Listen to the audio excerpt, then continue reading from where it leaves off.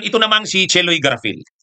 Si Cheloy Garafil may sagot na rin. Ano naman ang kaso ni Cheloy Garafil? Actually, si Cheloy Garafil wala namang kaso.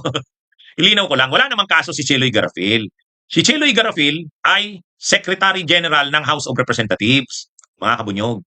So sa kanya pinadala ng ombudsman yung sumpina. Ano ba yung sumpina? Sumpina ng mga salin ng mga kongresista.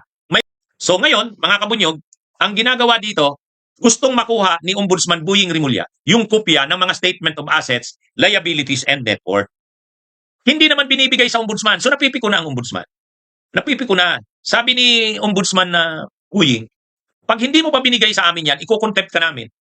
Ha? Pangalawa, kung hindi pa rin, isususpend ka namin o kaya tatanggalin ka namin. Ngayon, sinagot na ni Cheloy Garafil. Ito yung sagot. Ha? Sa pahayag naman na inilabas ni Garafil, wala anyang intensyon ang Office of the Secretary General na magpakita ng kawalang galang o pag-iwas sa pagtugon sa mga hinihingi ng ombudsman mula sa kanila.